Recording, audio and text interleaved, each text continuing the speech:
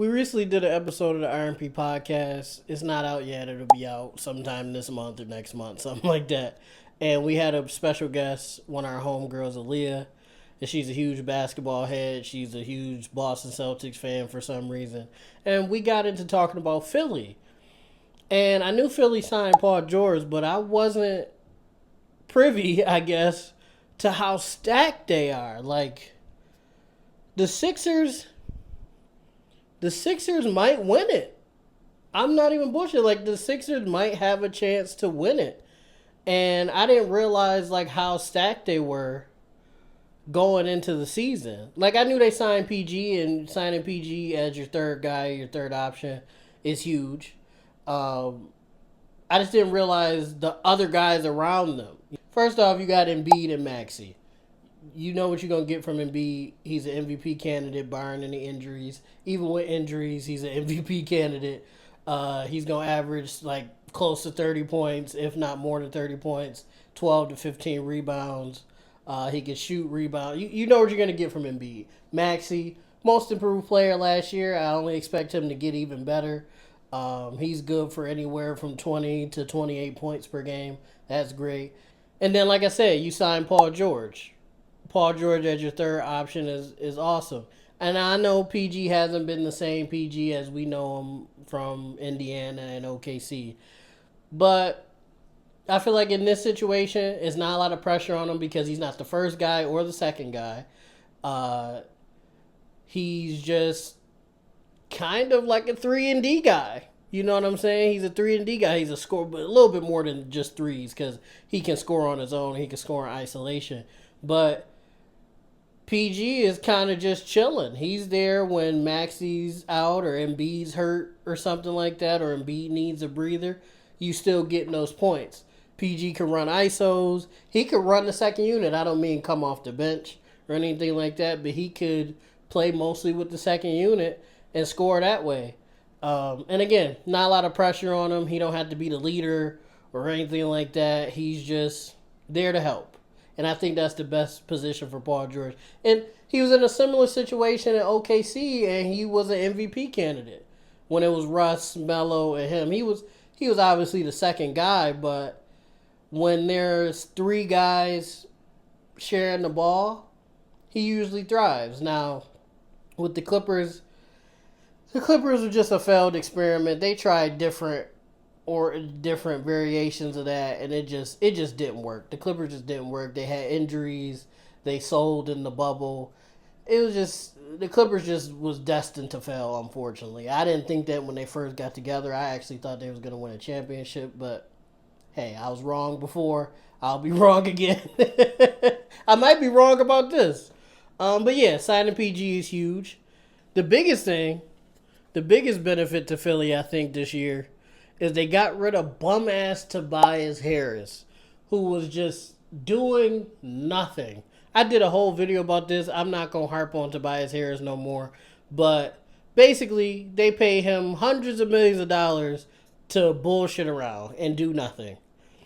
One period of time last year when Embiid and Maxey were both out for injuries or whatever the case may be, it was up to him, right? You would think, okay, Tobias, this is your time to shine. Both of those guys are out. Show us something. Guess who was the best player on the team during that stretch of time? Patrick Beverley. Pat Bev was going crazy during that stretch of time. It was like 2 or 3 games where Maxey and Embiid both were out. Tobias Harris still did nothing. And in that lineup, he was the highest paid player. Fuck Tobias Harris. I really, he finessed the fuck out of Philly, and I think it's just unfortunate. And his agent, whoever his agent is one of the greatest agents in NBA history, because he got him like another like $60 million from Detroit. And I was like, how the hell did you make that happen? This nigga hasn't done nothing the past 3 to 5 seasons. How does he get $60 million for 2 years?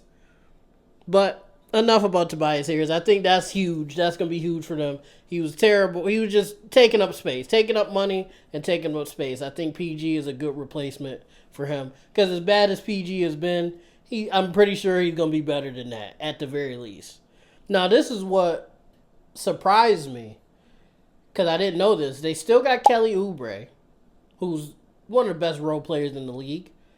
They signed Caleb Martin, power of friendship. Caleb Martin from the Miami Heat. Can't go wrong with that. They also have Reggie Jackson, Kyle Thick Ass Lowry. Pause. Sorry.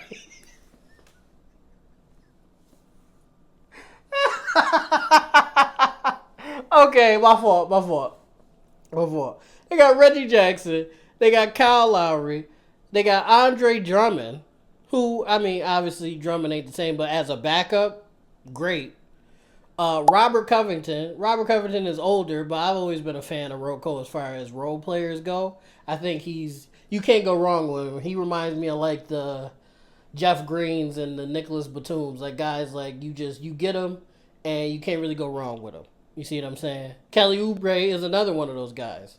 They also got Eric Gordon from the Suns, which again, Eric Gordon is a little older, like Robert Covington and Lowry and some of these other guys, but they're good role players though. When you're not asking a lot from them, when you're just like, hey, give me 10 or 15 solid minutes, they could do that. They're good enough to do that. And Eric Gordon has always just been a shooter and a scorer. And just a little punch off the bench is great.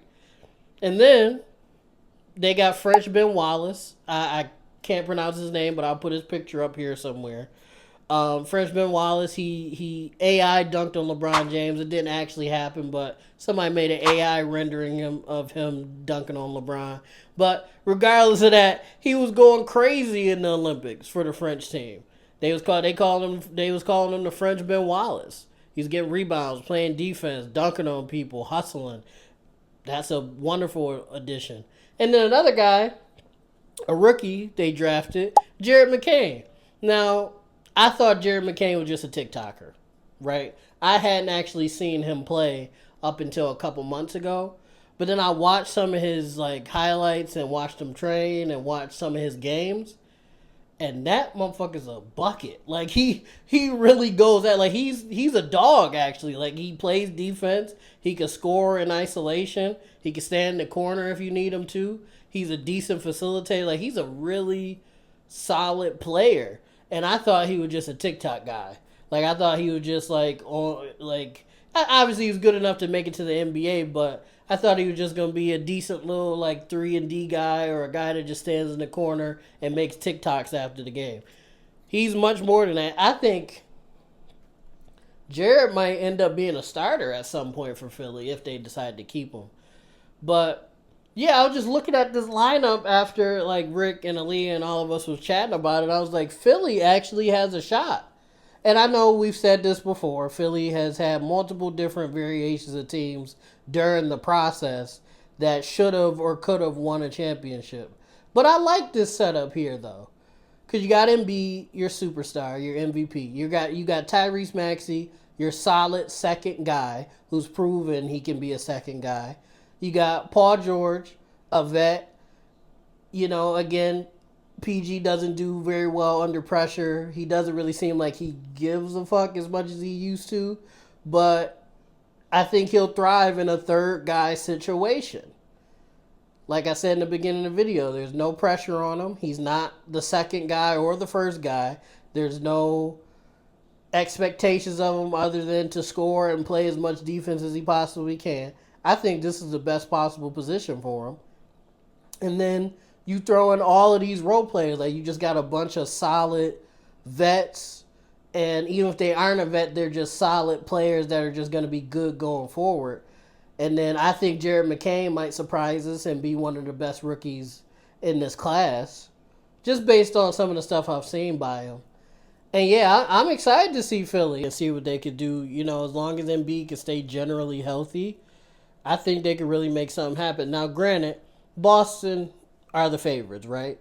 And we don't know what Golden State and LA are doing with LeBron and Steph and all that stuff. We don't know what's going on with that. But at this moment, at the time of this recording, Boston are the favorites. But, as I've said before, even though they just won the championship and you got to give them their flowers, Boston has a tendency to choke.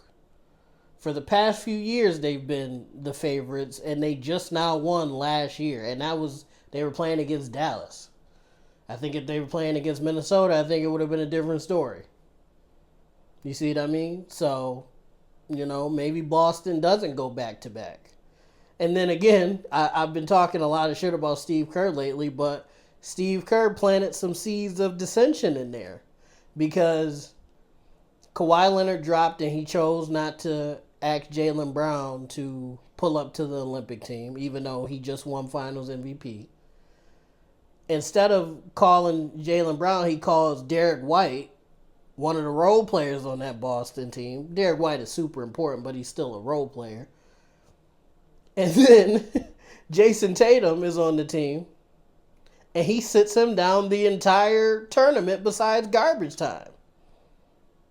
But he starts Drew Holiday and gives Derek White a lot of and important minutes.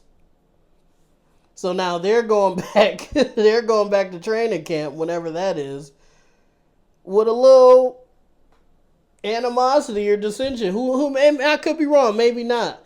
But there is something to be said about your two quote-unquote role players getting more love than your two quote-unquote superstars.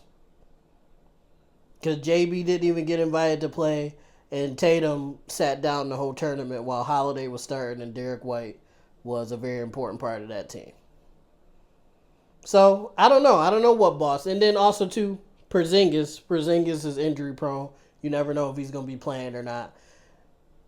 Who knows what happens with Boston? And when there's a lot of uncertainty like that, it's very easy for teams like Philly or even the Knicks to sneak on in and make something happen. But let me know what you think in the comments down below.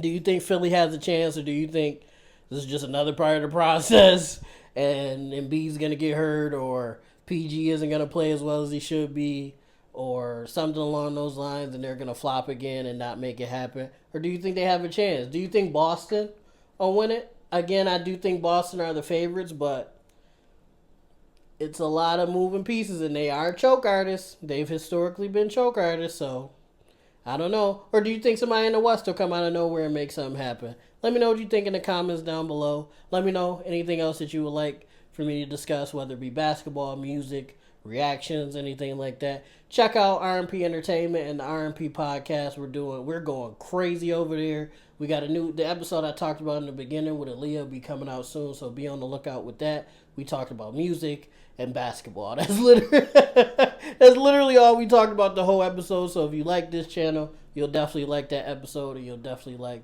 RMP Entertainment. And most of all, YouTube. I love you guys. Peace out. It's the 3 on PLAXtv.